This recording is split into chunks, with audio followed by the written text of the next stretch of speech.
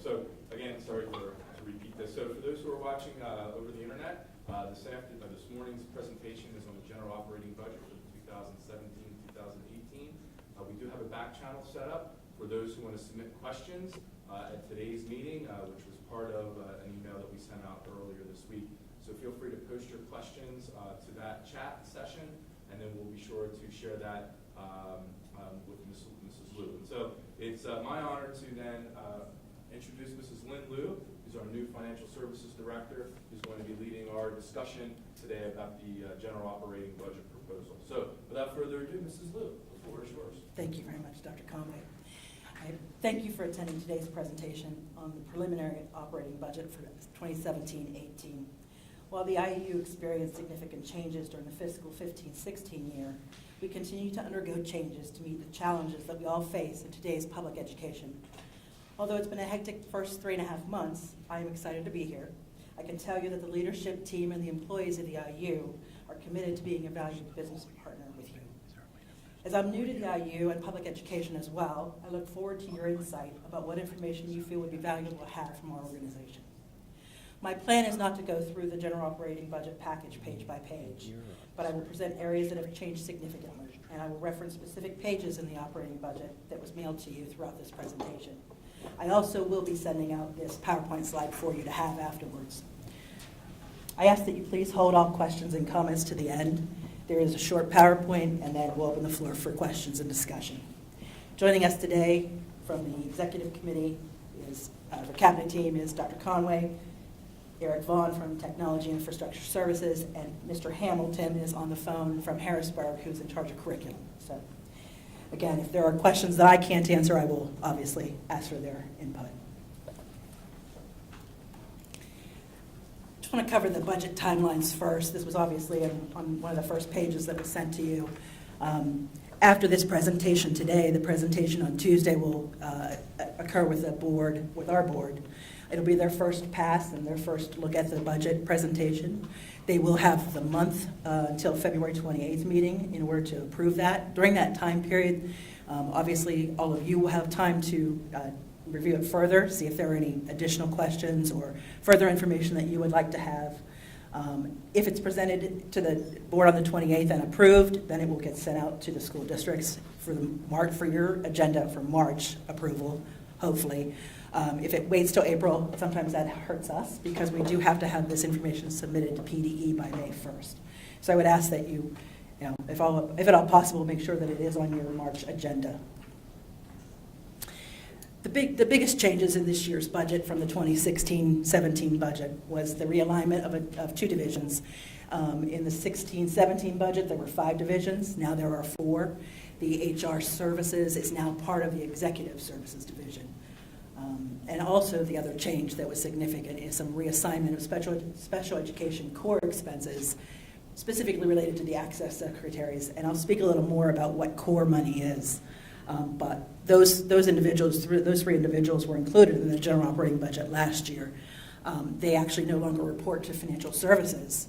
They report to the director of student services. So we transfer those costs. The budget assumptions that we have incorporated are the salary increases by category. The directors, which are non-Act 93, which are Dr. Conway and myself, are increased based upon the approved contracts with the board. I can tell you that those increases are 2.5%. Act 93 salaries are also budgeted at the current salary plus a proposed 2.5% increase. The support staff salaries are budgeted at their hourly rate increase per their contract or their collective bargaining agreement, and that's 55 cents per hour. And that increase is in effect until the 2018-19 school year.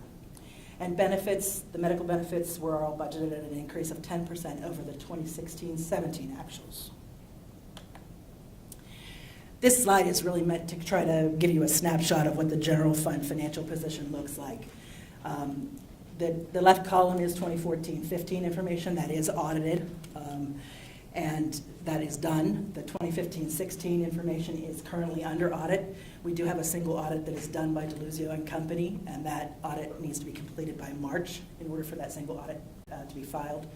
So they're currently underway looking at all the financial information. I can tell you that there was an adjustment to the 14-15 audited financials.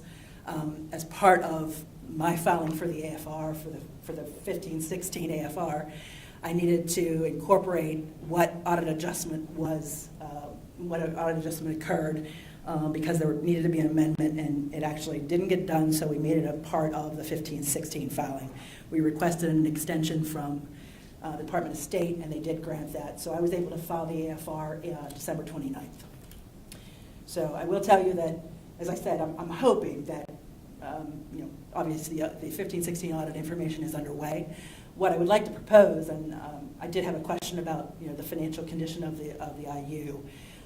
Dr. Conway and I have had a couple of conversations. What we would like to do is, after the 15-16 audit is completed, I would like to schedule an actual presentation to go through the financials and go through them with you, answer any questions you may have. It'll also give me a little bit more time to understand, where everything is and how it falls out. So, but this is where we're at right now. We're at $3.46 million in our fund balance at the end of 15-16. And it's really too early to project where we're at 16-17. The 17-18 budget incorporates these categories of revenue, and if you look at your handout package, specifically they're pages 6 through and 7. The local revenue is everything that shows on page 6.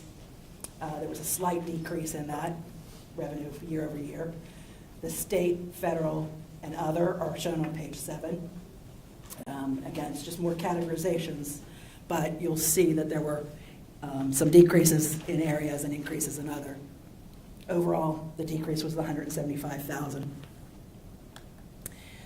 So again, the proposed expenses between 16-17 and 17-18 are shown here with the percentage and dollar increases year over year by division. A parenthetical note on the left side there, the executive division, I tried to split out for you what was specifically the budgets for each the executive division and HR in 16-17, because they're combined there for presentation purposes. But we do have decreases in 3 of the areas and an increase in technology, and I'll get into that a little bit more. The special education core budget, what that is it's a percentage of the state allocation for special education, and it's paid specifically to IUs. It's to defray costs that are not allowable to be charged back to districts.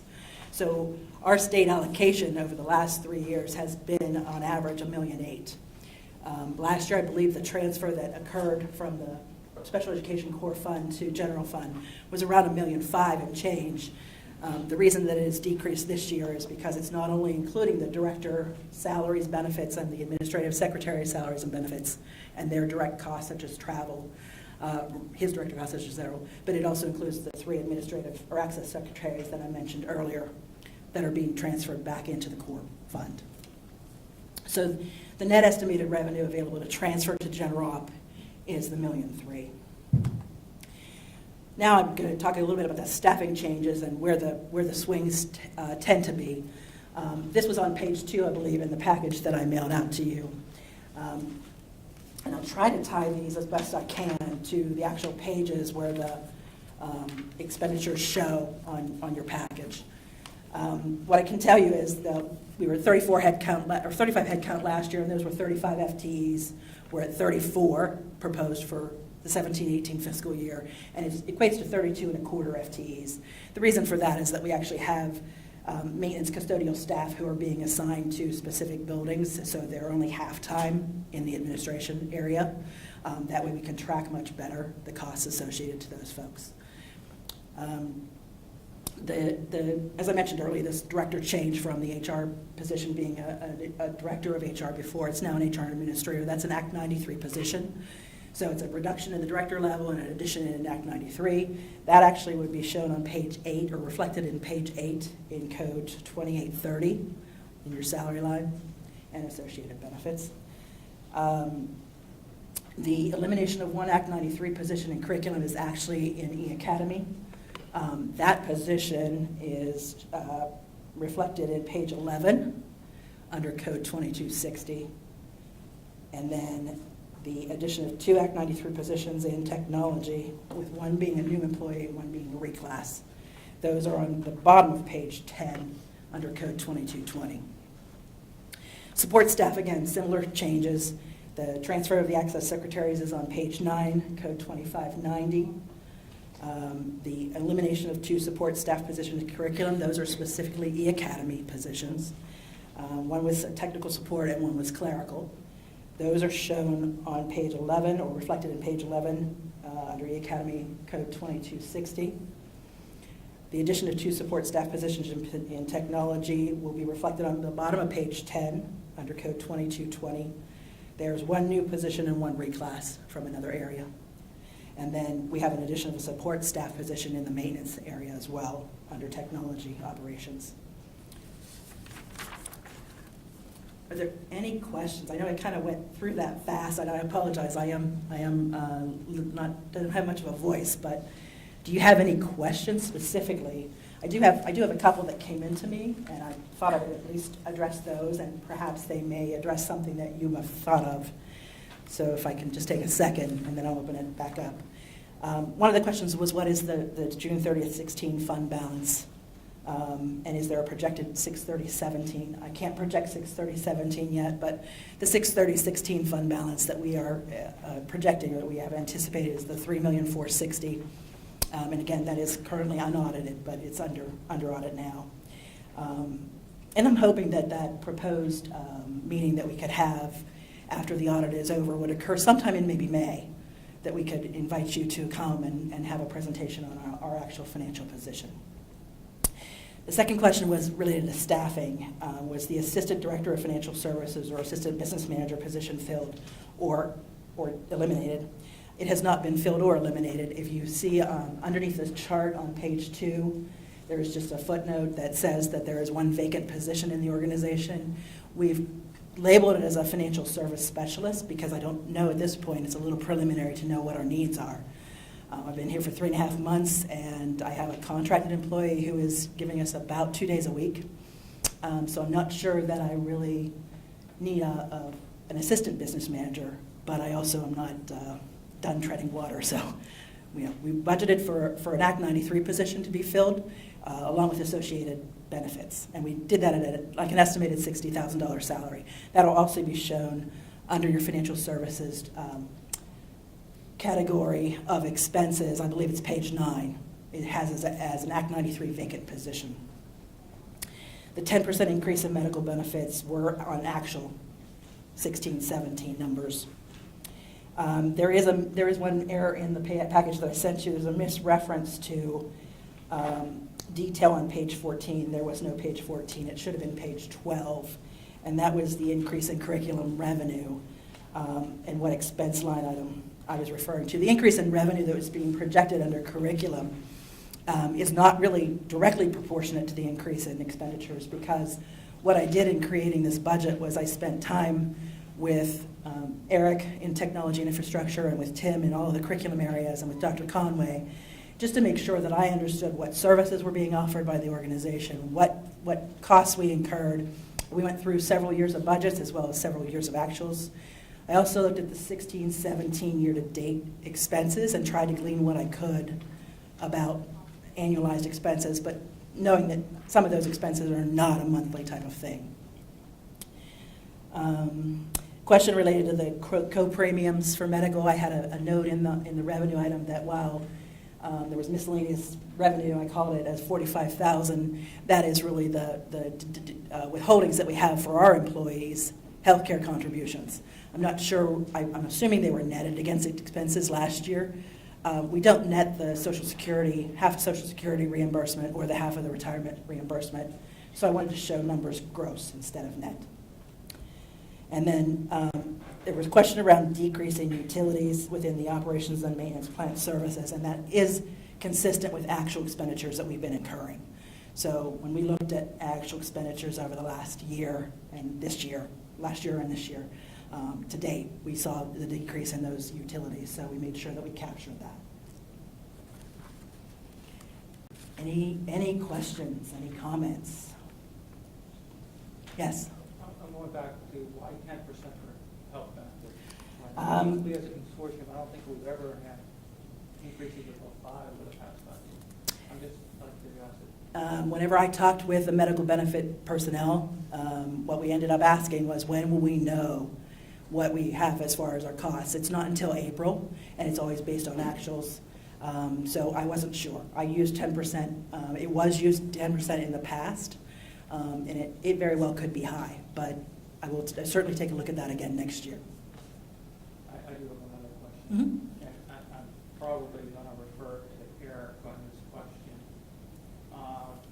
I see under Act 93, a new technology, one new position under Act 93. And I also see under support staff, another new technology position. I guess I'm asking, what's the need for two new technology positions? And one under Act 93, so I'm curious to see what the starting salaries for those two positions are and what their job duties are going to be, what the need here at the IU for two new technology positions. Also refer to them. I was going to say, let me clarify one thing. The reductions that we took in E-Academy will be addressed with some of this new staffing in technology. They won't be dedicated to E-Academy. It is also a little preliminary for us to know how much time they may be working on curriculum type of programming, but Technology could be E-Academy. technology could be E-Academy, and we will have to develop an actual allocation on how to allocate those. Perfect. Sorry. Thank you. Anything else? You talked about, perhaps in May, we can talk about the fund balance. If your total general operating expenses are about 5.4, and your fund balance is about 3.5, did I understand that correctly? Doesn't that seem high? That fund balance, I honestly can't tell you. It was 3.2, almost 3.3, when the audit adjustment was last year. I also think that we're looking at it from the standpoint, and maybe I'm wrong, but the flow of revenue that goes through the organization is in the $47 million, $50 million total range of all the money that goes through. So I don't know what a good fund balance really is. That's something that I need to learn, but it's something that we can talk about as well. I think that would be good. I would like to talk in the future, and I understand your cash position because you bill us and we have to pay you.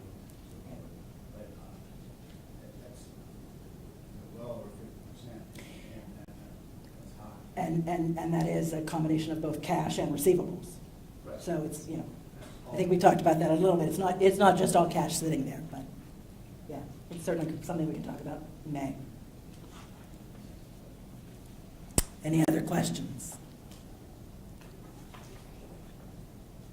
All right. Any questions in the back channel? Let's see. No, we'll give it here 30 seconds because there is somewhat. Some lag, okay. Well, we're going to end then this portion of the meeting, and we then are going to stop the recording and then start it back up into the business manager portion. So we'll take about a 5-minute break to allow that to happen. Again, this will then be presented to the IU board on Tuesday, then with a month opportunity for questions and follow-up. It is scheduled for a vote February 28th for the general op, and we will be following up on a meeting that will discuss the financial position of the organization. I think at that time, we'll be able to talk more about potential Act 39 projects, and also the issue of the auditorium. Also, is probably going to be a good time for us to discuss that as well. So, all right, without any further questions from the back chat or anyone else here, we're going to conclude the general op portion. So go ahead, and Gavin, you can